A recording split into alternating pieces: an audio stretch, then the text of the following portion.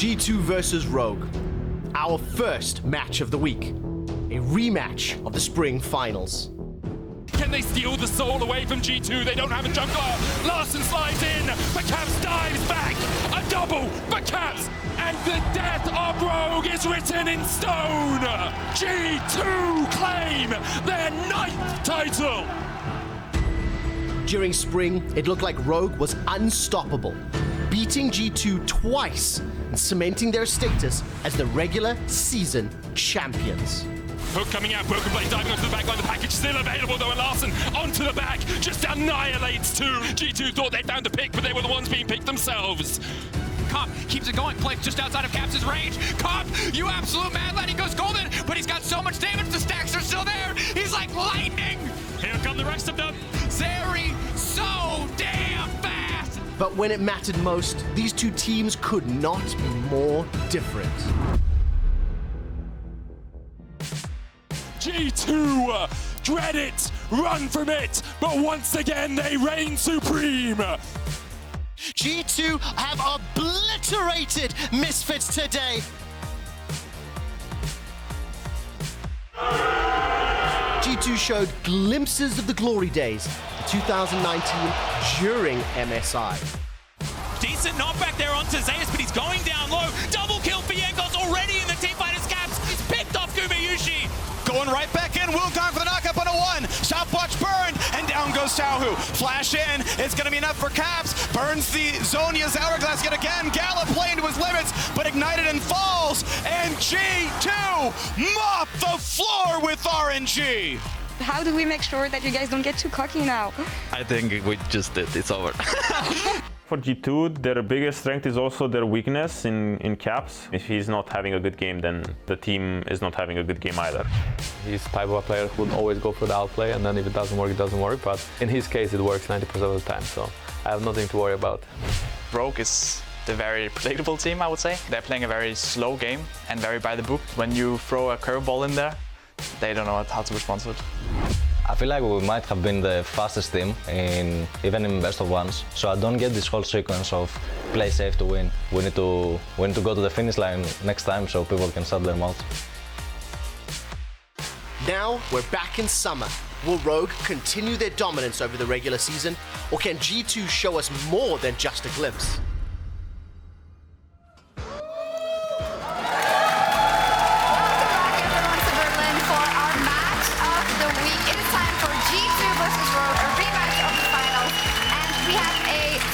Special guest with us, Mikyx from Excel, who will of course be able to tell us a lot about G2 since you were part of those glory days actually, Mikyx. So post MSI G2 or maybe MSI G2, what do you think it is that they have to focus on and work on coming into summer?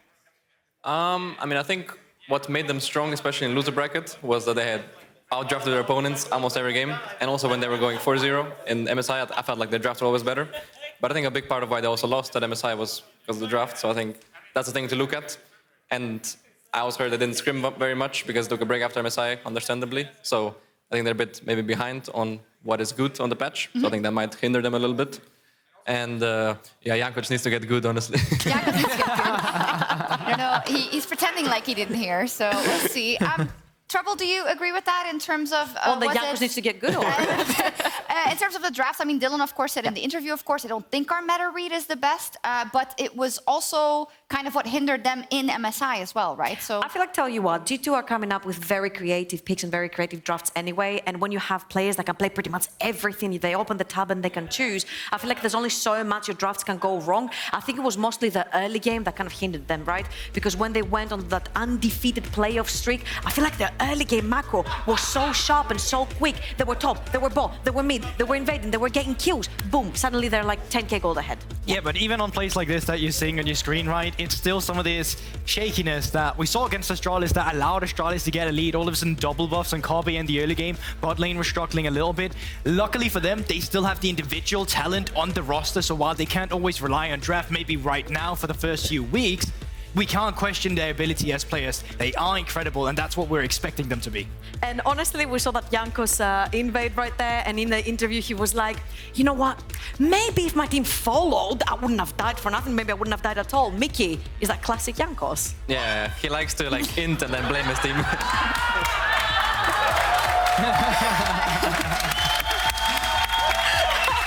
He wasn't reacting to you, but it was perfect, actually. Talk to me about the bot lane. Obviously, you know, you have a lot of memories of playing with the team, and you know what it's like to play as a bot lane on this team, even though, of course, BrokenBlade is different now as well. How do you think Targamas and Flakked have evolved? I felt like at the start of Spring Split, they were not very good, but I thought after loser bracket, they started picking it up, and even in MSI, they were doing fine. I just feel like they don't really have the best carry potential, I guess. I think it always has to be either Caps or BrokenBlade that do the carrying, or Jankos if he's on tanks.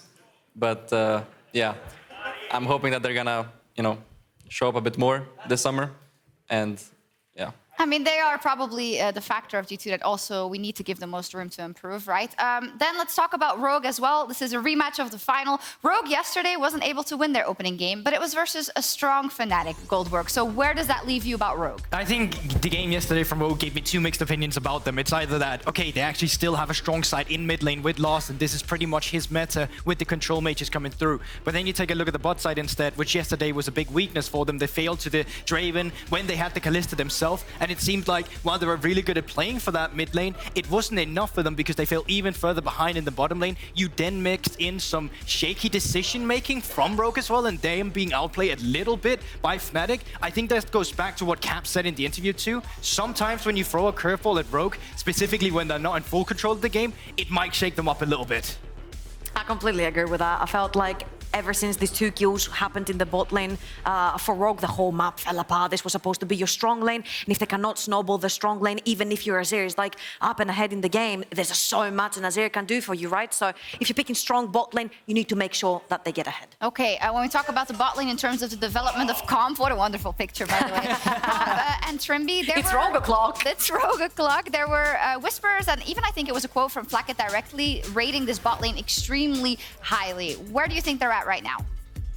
Yeah, I think they're pretty high in terms of like bot lanes. I would say they're most likely top 3. I feel like they always play pretty well. I think Trymbi is like a pretty big part of that. I think ever since last split, he's been performing really well.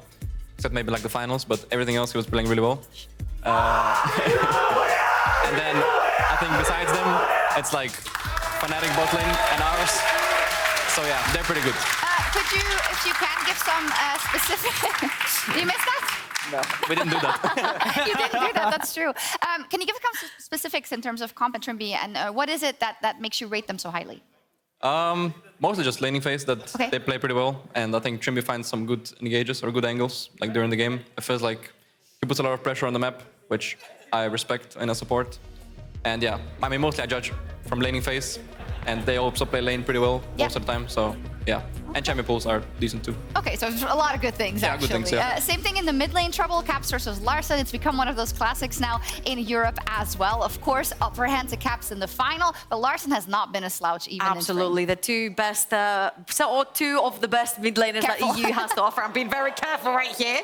But yeah, for Larssen, this is his meta right now. We talked about it. Control mages are his bread and butter. This is where he shines. But him being the shining light for Rogue yesterday brings question marks to me because Caps looked on fire yesterday as well. I think it's interesting with Caps, at least there in the laning phase, because I think that they are actually matched decently up against him when he was playing the Victor in the Zoe matchup, laning phase-wise. And I think that brings a very interesting question as well.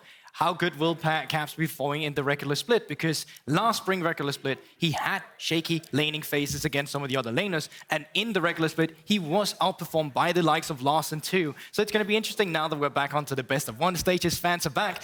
What matters more, Rogue best of 1s or Caps with the momentum of fans in the background? Yeah, he does play really well when the crowd is cheering as well. In terms of the meta yesterday, we saw Caps going for a Zoe. We saw an Azir coming out of Larssen. What has been your read on the meta for the mid lane, if you can say, of course, because I know you're down on your island?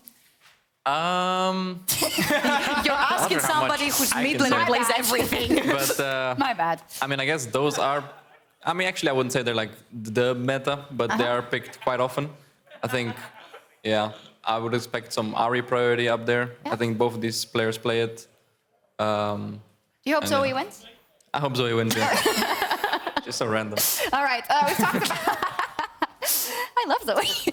Anyways, we talked about the mid lane, we talked about the bot lane. I think we maybe need to touch on the jungles as well. We have Malrang and we have Jankos. I see your eyes shining right there. I think that's very interesting because I think Jankos adapted the kind of style that Malrang had as well in playoffs, where he then defaulted onto junglers like the J4 as well. They kind of shaped that meta all in all throughout players, and that's why they were so successful. Now coming back to some of the games we see, Volibear, immense priority, okay? He does the same playstyle, allows you to come through with tower dives as well, despite the changes coming through. And I actually expect that to be a contested pick just because of how much Malrang liked it as well. Mm-hmm. As we have a little bit time before we get into picks and bans, we're going to go around and do predictions and reasons why. Mickey, Rogue or G2? I think Rogue, because G2 looked a bit shaky yesterday. A bit salty? So, I'm kidding. yeah, normally I would predict G2 to win, but I think they actually didn't have much practice. And I think this patch, you know, you kind of have to have a good read. So yeah, and yesterday I wasn't very convinced. Okay, nice. Georgia? Okay, yesterday I wasn't very convinced about either of them either. But I think I will give this one to G2. I feel like they're coming from an MSI round which wasn't their favorite, and they need to turn this around. And I feel like super weeks are what makes G2 turn things around. Okay. GB, you're the tiebreaker. You put me in a tough spot here. Yeah. I think I'm actually going to have to go with Rogue as well. I just think they'll read on not necessarily the patch, but how it fits their playstyle as a team, allowing yourself to scale as well. Throwing that in with a little bit of the shakiness we saw from G2 might give them a little bit of the edge here, but obviously very close between two skilled teams. Yeah, great reasons overall, but indeed, as you say, very close between these two best teams coming out of spring. Let's head over to Caedrel and Medic for our match of the week. All the way over here. So far away. Can't touch them. Always separated from Guldborg. There's an invisible bubble. Yeah. Anyway, it's great to be here, obviously, for the final game of the day, the final game of day 2 of our Super Week. Still one more day left tomorrow. Looking forward to those games. But Rogue versus G2 is where we're at right now. Yeah. Currently, we look at it and it's like, well, G2 able to pick up a win yesterday. Pretty convincing fashion. Rogue, though, struggled against Fnatic. And the question is, can Rogue really bounce back from the errors that we saw coming out from them yesterday? Yeah, I feel like Rogue was trying something a bit different with the Vi, I want to say. As much as maybe they did practice in the scrims, I think the biggest point that I want to make from this game yesterday was the fact that they just last picked Morgana into Vi. Yeah. And if you just play, as a Vi player, if you know you play Vi, you're against Morgana, your entire job is just lost because you can't ult anyone the Black Shield. And granted, I do think they kind of threw that game a little bit by going a little bit too deep into Fnatic's jungle. They had a good early game lead, tossed it away, one game, sucks, they lost. I still think they have pretty good form in the early stages. I think G2's one of their weaknesses at MSI was their early game, so they have to be a little bit careful about that. For example, Jankos yesterday on the Trundle just went into the enemy jungle and just died. He got collapsed on and gave up a kill straight away, so it needs to be careful when he's a little bit too over-aggressive at times. But that's where I'm going to be focusing towards the jungle matchup. I think it makes a lot of sense. Let's see if Rogue and G2 do focus the jungle in draft as well, as we hear the music play us in.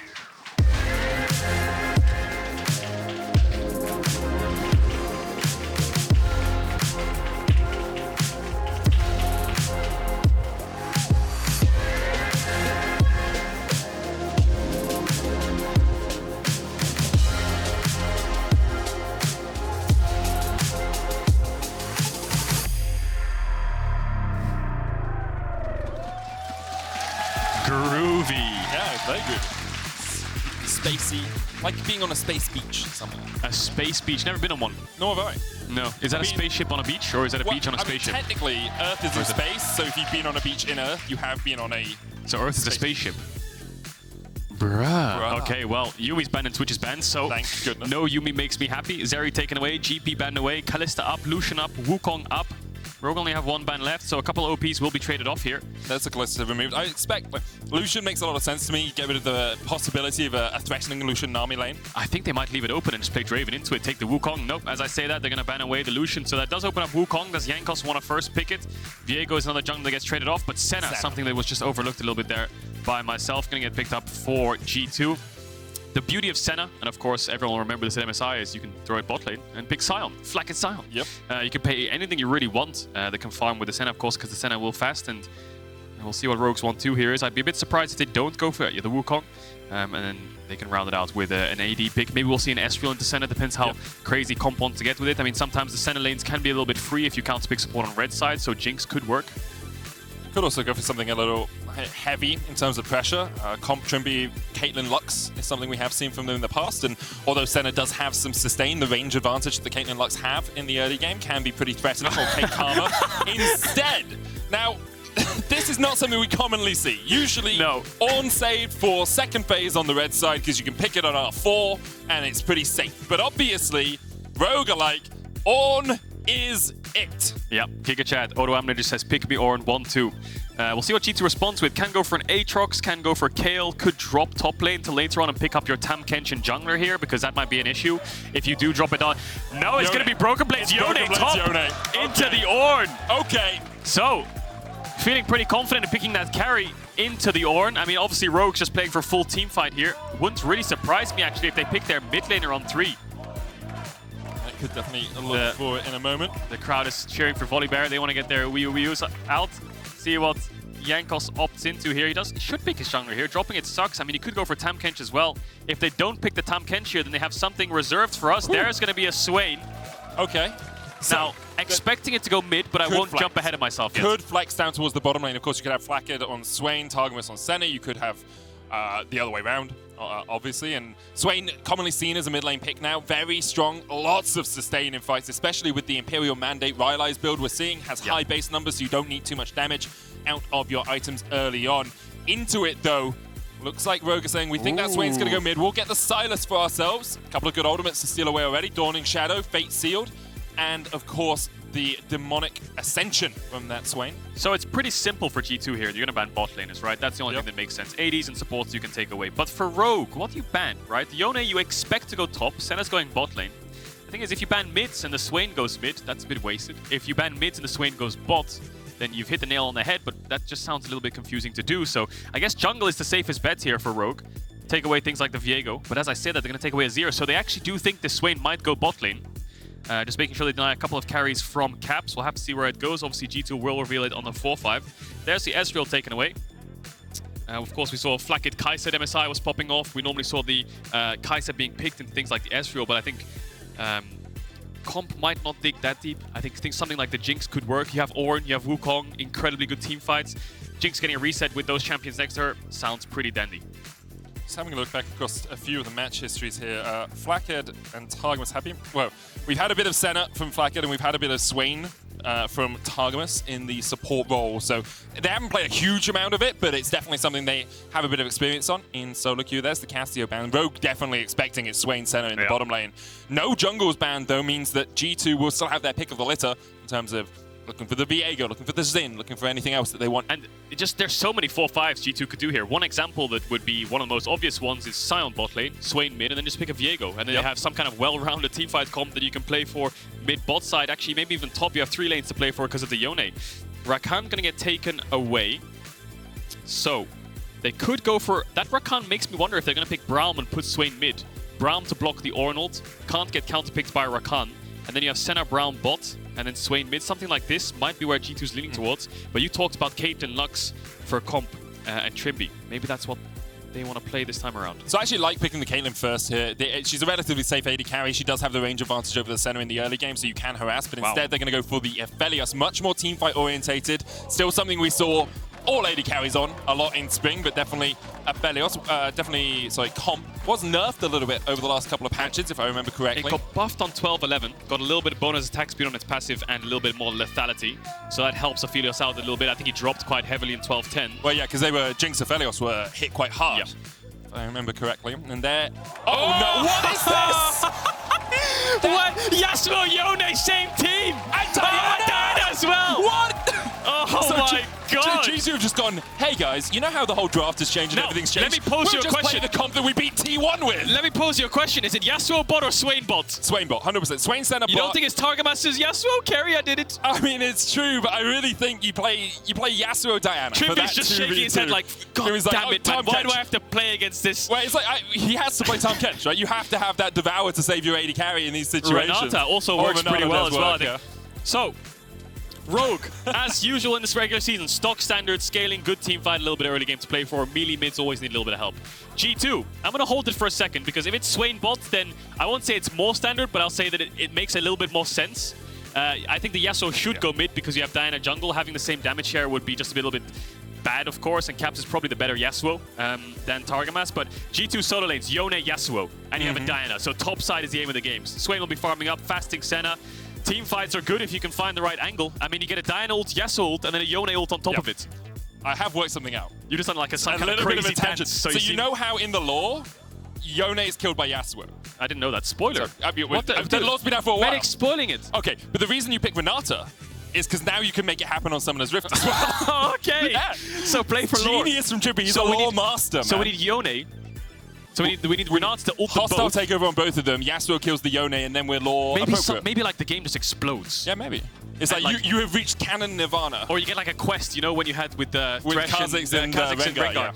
You get a quest, a hidden quest, where now they have to kill the other one or something like this. But my God, we've got an interesting draft from G2. We said the meta's going to get a bit stale or a little bit boring, but here in Europe, we've been having some pretty whack drafts. I also think G2, having not had as much time to prep, making a draft that worked well for them on previous patches makes a lot of sense. We are getting ready to get on into the game, though. G2 with a draft out of something miraculous. We'll see if they can make it work against Rogue in our final game of the day.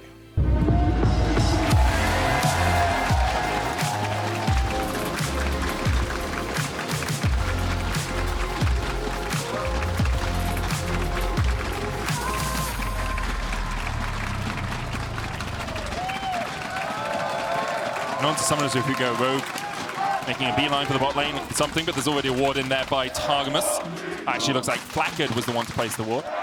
No sweeper used yet. Malrang does have one with that Oracles, and Rogue just gonna make the long way round here. Jankos taking a small trip, a little adventure over towards this red buff. Of course, can start the recall, then ward at the end of his recall, which is exactly what he's gonna do. Goes back, switches to Oracles, and then can clear out any vision that may be put around his red buff. And you can see the ward right there from Malrang. Actually, it looks like it was Trymbi that placed that ward. Yeah, Trymbi placed it. Going to swap to his sweeper. So 2 sweepers on the side of G2. 2 wards used, 1 sweeper on the side of Rogue, 1 ward used. We'll give information as to where both junglers are starting. And of course, if Jankos isn't starting red, he's starting blue, so Rogue will know exactly where he is, unless he does some kind of wolf start, which I think will be a little bit unconventional, unless you can start W. I haven't really tried it myself, but nevertheless, it looks like Jankos will be starting on the top side of the map. Both junglers pathing down towards their bot lanes. Now, important to note, G2's comp is very level 6 heavy. Early setup, not so great, but once Diana, Yasuo level 6, incredibly good setup. Yone, Diana level 6, incredibly good setup. That's where they're looking towards. Whereas Larssen has set up for Malrang in the early stages. They have a pretty strong 2v2. Jankos will have to be a little bit careful about that, but both panning towards the bot side, as I said previously, a little bit of trading on bot side already. Yeah, you can see Flakked just looking for a bit of damage, getting as many stacks as he can. Not as easy as for a Senna to get stacks in a double ranged matchup against a ranged support. Comp and Trymbi will be pushed in a little bit here.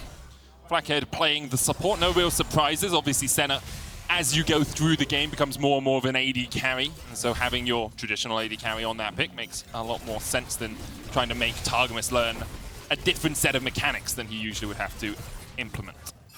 I think mid lane is going to be the biggest focus for both these teams. 2 melee matchups. Sylas, Yasuo, a lot to play for. Caps, he's going to take away the Raptors. Will take a lot of damage, but he can really see that Malrang's here. I mean, he knows he started on the top side of the map, but he's trying to slow down Malrang's pathing. So now Malrang's forced to go towards the bot side. Not so much that he lose the 1v1 to Caps, but he wastes so much time waiting for the Raptors to come back. BrokenBlade extremely low HP here. If Odoamne levels up and gets his access to his E, there is a little bit of kill pressure. Obviously running the Doran's blade, not the shield, so trades hurt extremely hard. Ornn does deal a lot of damage. Melee lanes in both solo lanes means there's going to be a lot of trading. Just crafting right in his face. Larssen dodges out on the tornado, goes back in for a trade. Looks for some damage there. Caps wanting the ignite. Larssen with the TP means that Caps does have a little bit more kill threat in the lane because of that aggressive summoner. But Larssen, if the lane's in a bad state, can always go back and TP back in. Caps taking a lot of hurt there. You can see that bar underneath him does mean that next time he's attacked, he would have a shield. He's in a base. I think he just really wants to get that wave in and base because he knows he doesn't have TP, and if Larssen holds the wave, bases, TP's back, then Cap's going to have to crash the next one when Larssen's already based, so it makes his life a little bit harder, but he's going to stay. Maybe he doesn't have a very good buy. Or did Larssen hold the wave? Yeah, he did. He took a lot of damage holding it, so now 2v2 mid is going to happen. G2 want to crash the wave, Rogue want to stop it from happening. Larssen not the highest mana here. We'll just be able to try and catch some of this minion wave.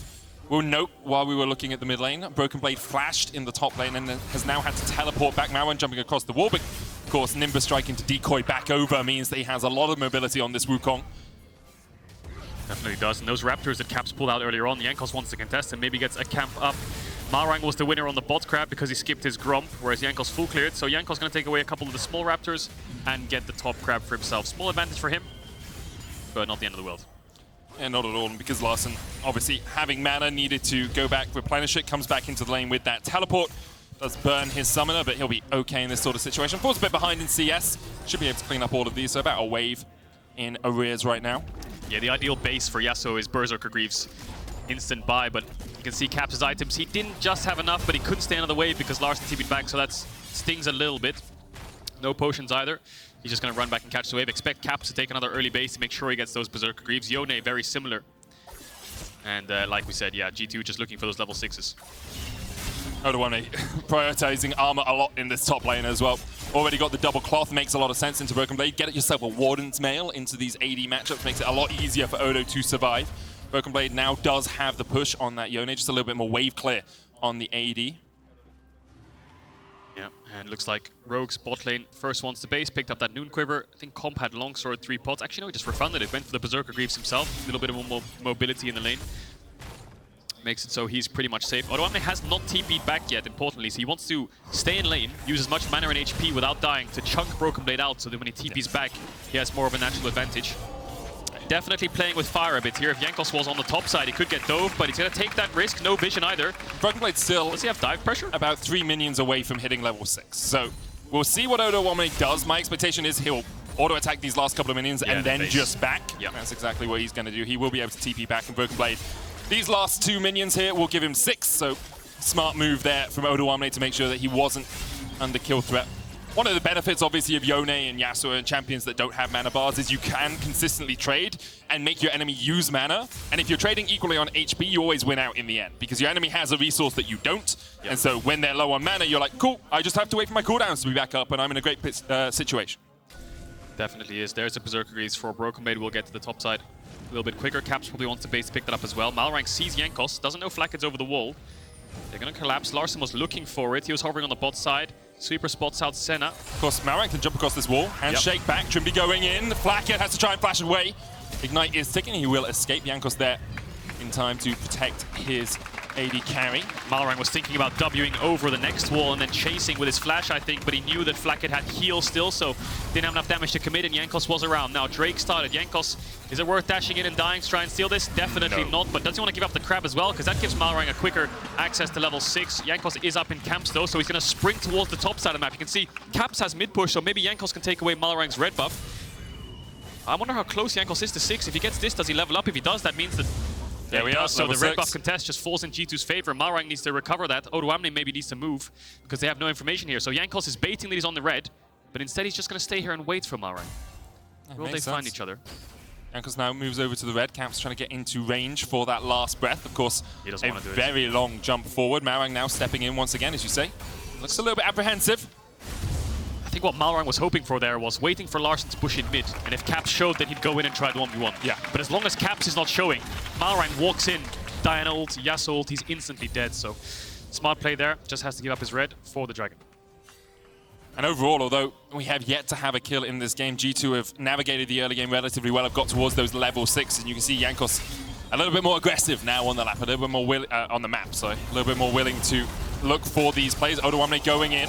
Bellow's breath has been used. Oh, BrokenBlade missed the knockup, the counter knockup coming out. Here's the call of the Forge God. Malrang's going to try and join. Cyclone, a possibility. The brittle passive on BrokenBlade as well. He tries to turn it back around. Jankos falls for first blood. BrokenBlade will get 1. Malrang's going to try and answer this, just needs that red buff. Of course, BrokenBlade can jump across this wall. Flash coming off cooldown now as well. Could try and turn this around. Does have the flash in about 2 seconds. Oh, BB. Puts the damage in. Larssen's on the way. Okay, so BrokenBlade has flash. Has a bush to get into. He's going to try and execute. 1 tower shot. Larssen here, flash forward. He can't flash away from the Kingslayer. Yeah, just seal the deal, make sure it goes in their favor. I really wonder what happened to BrokenBlade's ultimate there. I think what he tried to do is ult backwards to hit Odoamne so they didn't go into tower range when the ult landed, because obviously you appear behind your target. or it was just some kind of misclick here. We'll have a look at this again because Odo dashes forwards. BrokenBlade dashes forward. He tries to ult backwards to stay behind Odo. But in that case, he just completely misses because Odo flashes away. And then the knock-up from Odo means that Malrang will kill Jankos, who invested his flash to try to kill Odo as well. It ends up in a 1-for-1, but because of mid-push and caps, you can see on the minimap just based, Larssen just runs to the top side, ignores the wave, and yeah, BrokenBlade has no way out. At least he gets Larssen's flash. Doesn't want to take the risk as to the execute coming through. Yeah, does end up in a 2-for-1 for Rogue though, and G2 actually waited really well there, waited for the Bellows Breath to come out from Odoamne, meaning that he didn't have that CC resistance that you often get on Ornn when you use that W. As soon as that was down, they went in. Odoamne now realizes Jankos and Flakked are off towards this top side of the map, so he will just go back towards his lane. Dragon not up for 2 minutes, obviously, because Rogue took it a few minutes ago. Yeah, bot lane's been a bit quiet, but Flakked just moved topside to help out on this Herald. I think he got spotted out, and Aphelios has the red and white gun, so his tower is going to get absolutely melted. Targamas can't really walk up because no information on Malrang. I think Jankos and Flakked are going to have to run through mid to bot side ASAP to defend the bot side camps, or they could just Herald mid here and try to just put some counter pressure on the map.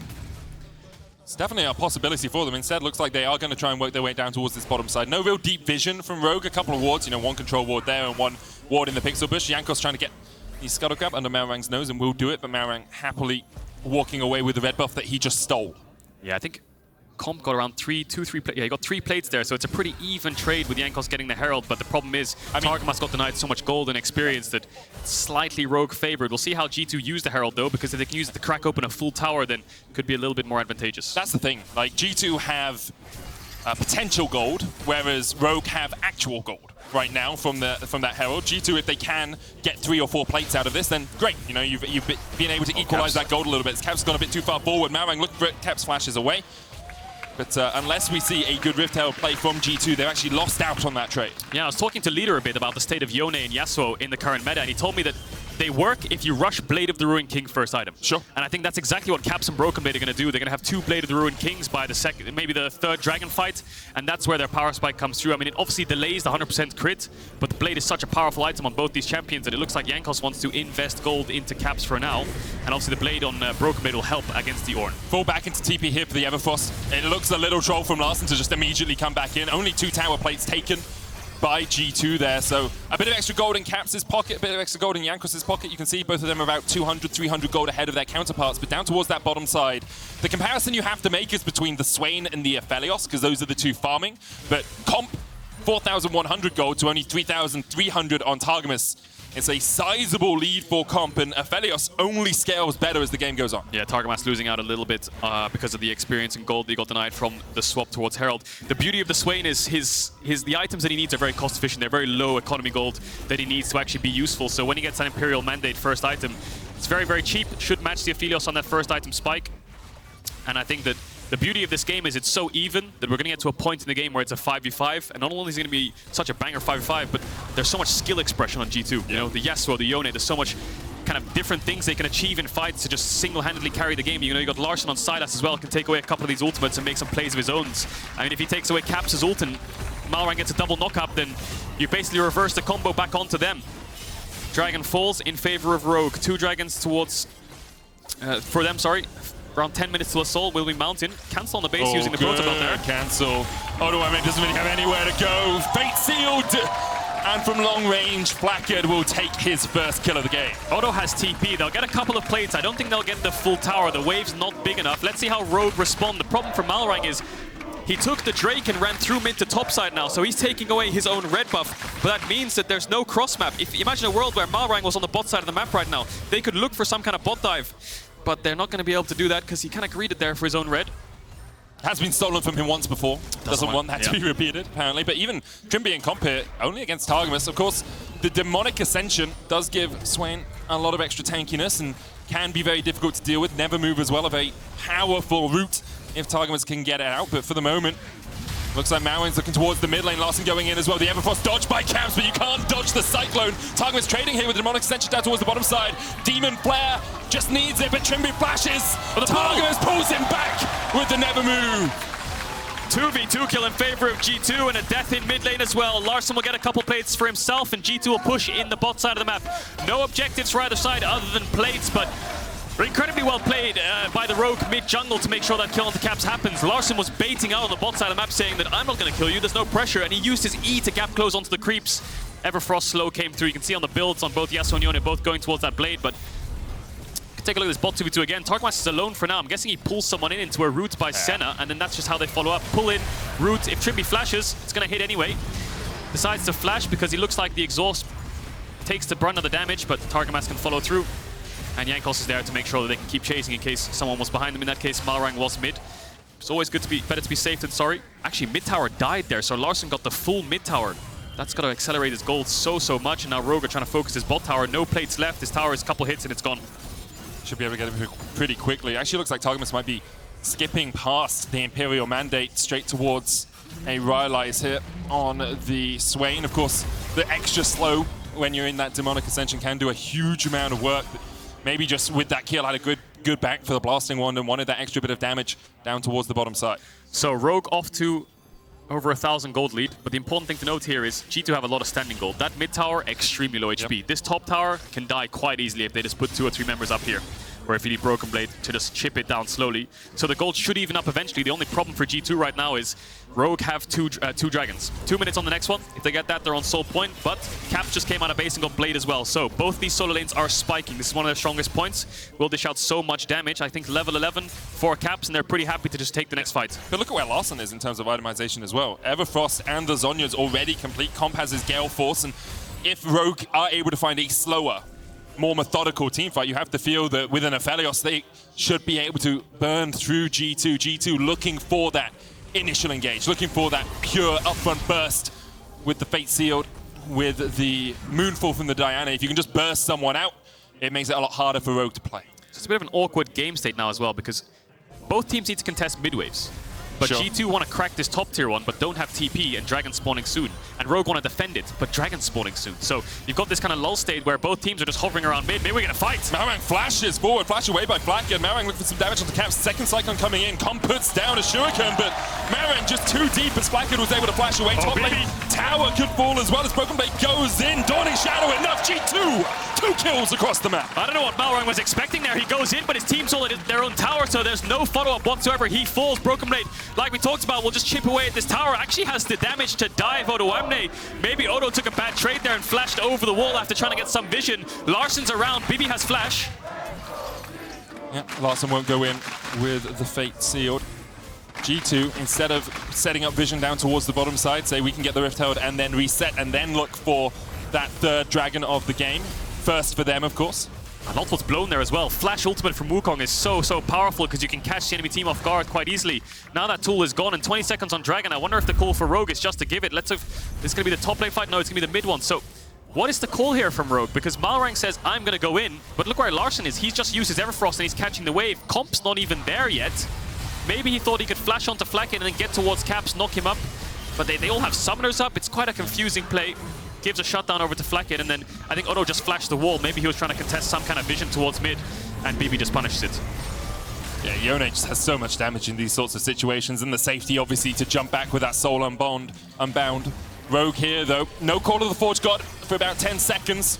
Rogue will want to delay this one as long as they can. Of course, the hostile takeover, a possibility from Trymbi. Look at this Herald, though. He's going to crash onto this bot tier 1. BrokenBlade could keep going, but he doesn't have the TP. His ult's coming back up in a second, so everyone has their ultimates up apart from Flakked, basically, and they're ready to fight Larssen. I wonder how long it's going to take until his ultimate falls off. Flakked, no flash. Targamas, no flash as well. Malrang in the pit with the Dragon. It does reset. Larssen pulled back, pops the stopwatch. Oh, there's the hostile takeover, but Jankos still gets in.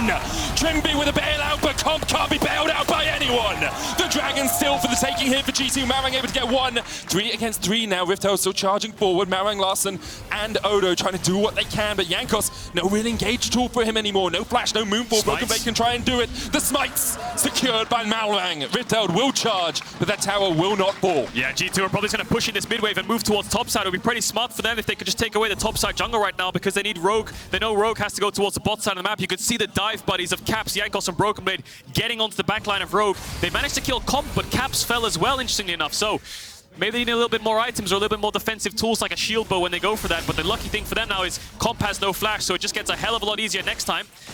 But Rogue's on soul point. 5 minutes away from what could be the deciding fight of the game. BrokenBlade here looking for Trymbi. Oh, you just can't do anything as Trymbi here pops the bailout. The chase is on for Jankos, but Malrang settles for the Krugs instead. Malrang still chasing forward here. You can see Larssen trying to come in from the side as well. Does have the Everfrost. Good flash Everfrost, but that would be a little bit greedy. And you don't know where the rest of G2 are. Gold swings now in G2's favor. So let's keep our eyes on BrokenBlade, Caps, and Jankos. Jankos sees the angle. Flash ultimate onto 2 when Larssen pots the stopwatch. Caps gets the follow-up, BB gets the follow-up. Everyone dives onto them, but Caps actually falls here. Comp solo killing him almost with Trymbi by his side. Then you take stock. Malrang's also solo killed Flakked, so 2 1-for-1 exchanges on each side of the dive. And then the divers turn around and look at each other like, hang on a second, it's a 3v3, and now Larssen's in a 1v3. There's nowhere for him to go once again. The chase from long range. Moonfall into Fate Sealed is just too strong here for G2, and BrokenBlade popping off now on this Yone. Most gold in the game. It's going to be really hard for Rogue to be able to deal with that Yone the later the game goes on. So accelerated right now. And Odoamne doesn't stand a chance on the side lane. They're going to have to invest many numbers to take him down. 3 minutes left on the next dragon, though. That could be soul for Rogue. GT needs to be very careful as to how far they extend these leads. A pick is great, but if Dragon's in 30 seconds and you're overextending for a tower and then you're down in tempo, you could give up that soul. So they're going to be very wary and very cautious as to how far they go into the enemy jungle. Sorry. No, Cap's just going to catch his wave.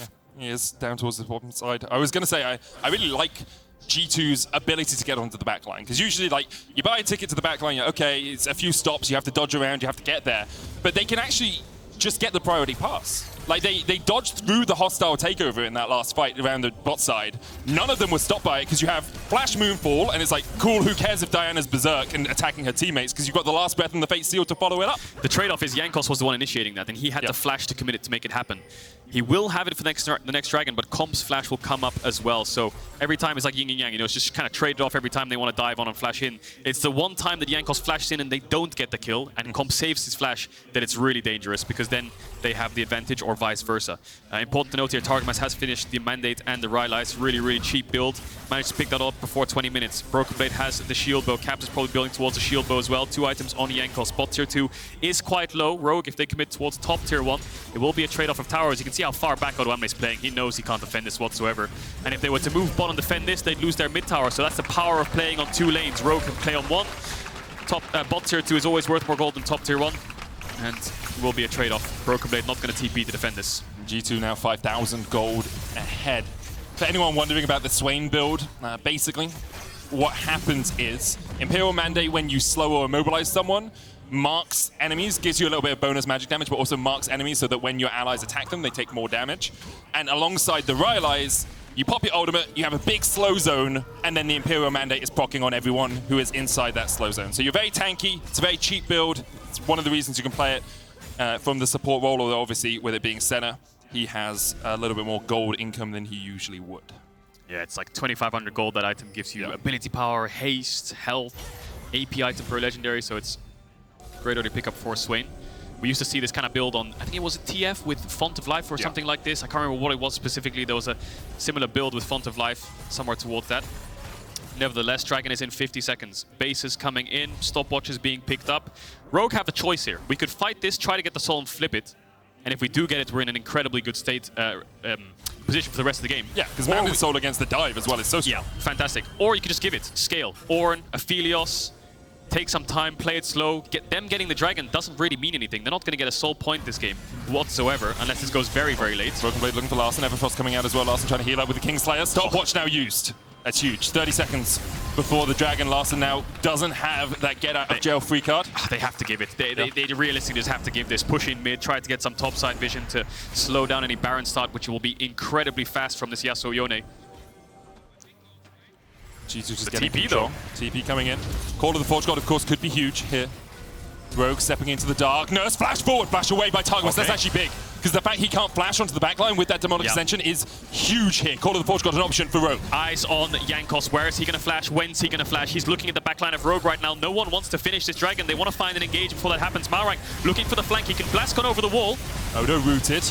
Takes a bit of a chance. Malrang looking for that flank position. Could go in. Jankos onto the backline. Immediately, Comp is down. He's bailed out, but he can't survive. The dragon resets and Larssen now on the backline trying to do what he can. Caps putting the damage down is a double for him. Odoamne trading against 3 down towards the bottom side. Trymbi coming in trying to save Malrang. They will get Caps. Trymbi though will not be able to save his jungler. Odo chased away.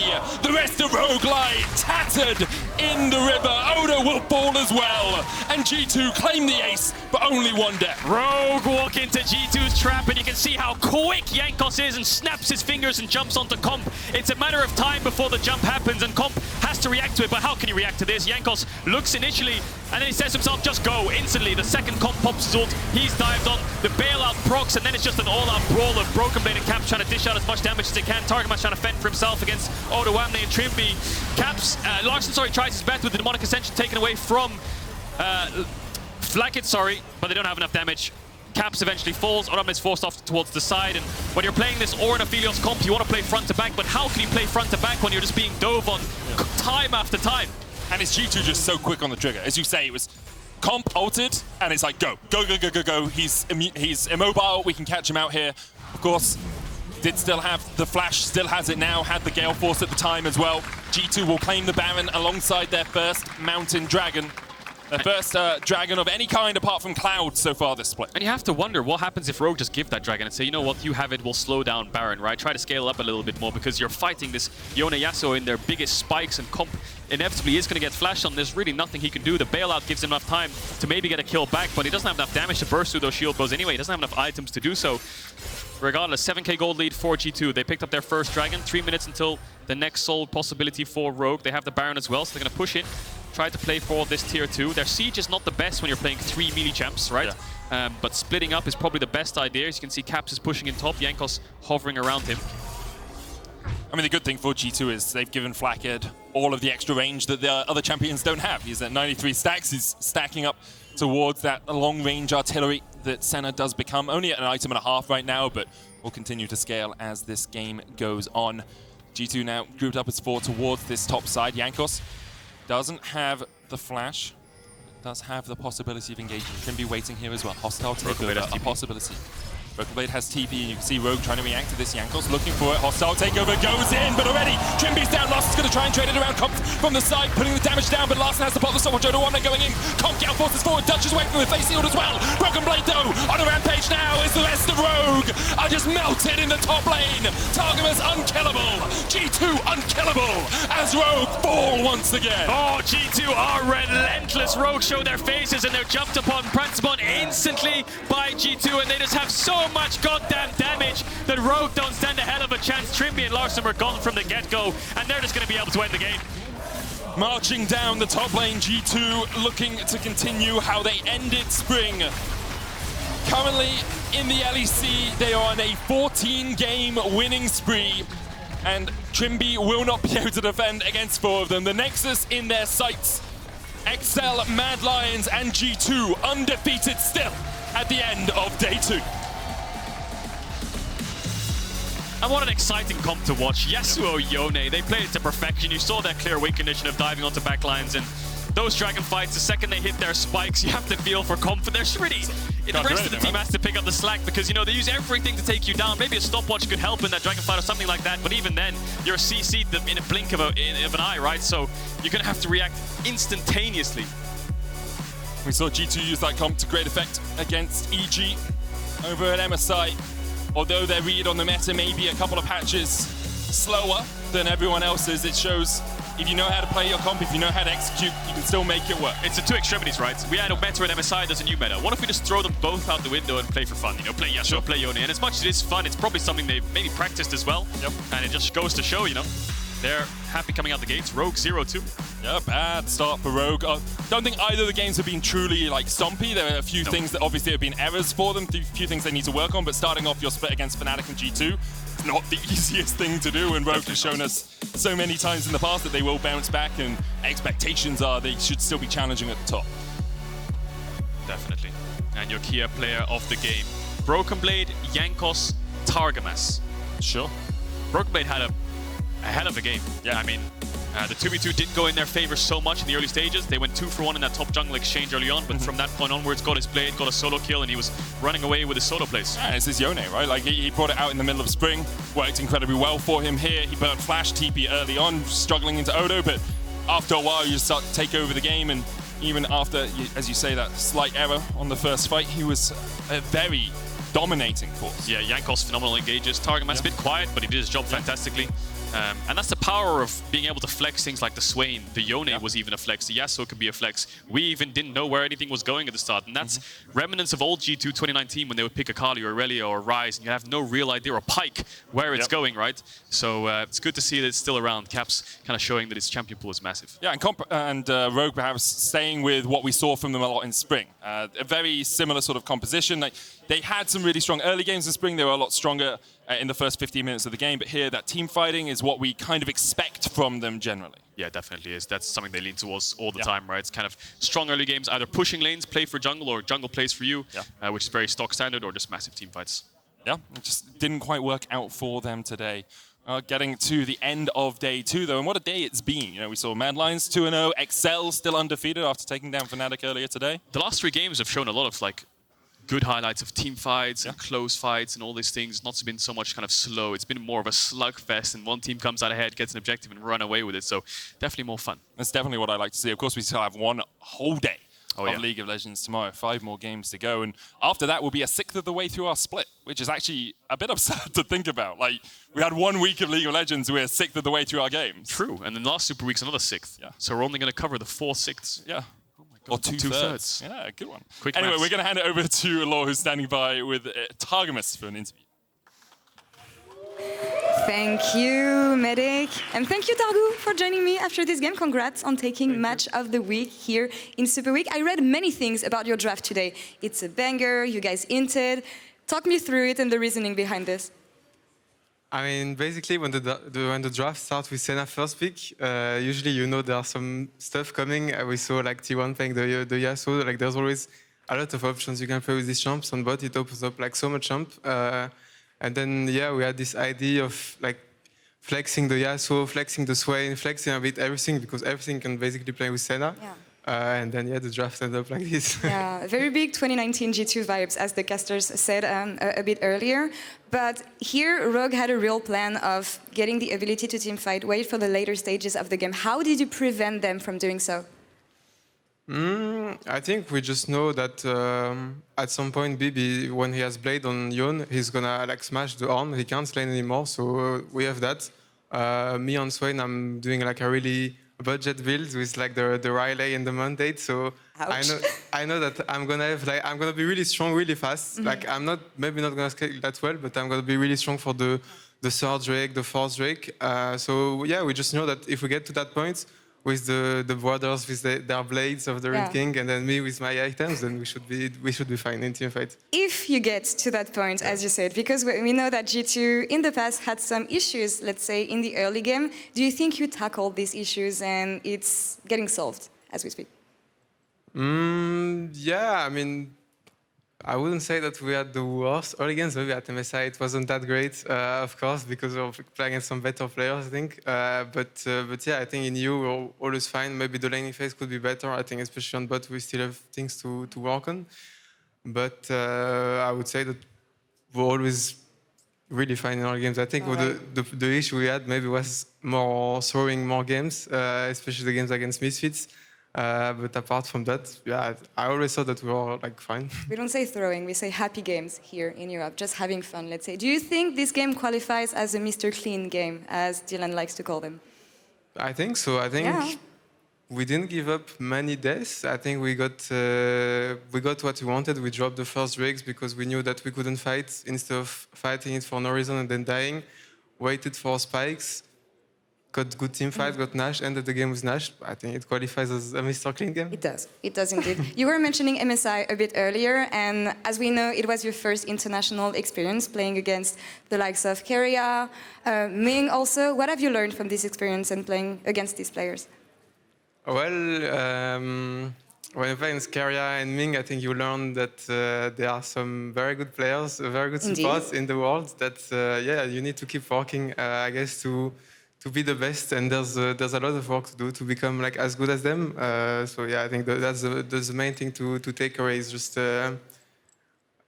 be more humble, because people are really good in the rest of the world. Nice. It's a good learning indeed. Last question for you, Targamas. We know that spring, maybe not for you, but for the audience, was about you maybe playing a new champion every week. We didn't know what to expect. Can we expect something similar here in summer? I mean, I'm miming it with my coach that I'm gonna do the Pokédex challenge. So maybe I get some new entries in my Pokédex this split. We'll see. I love it. I love it.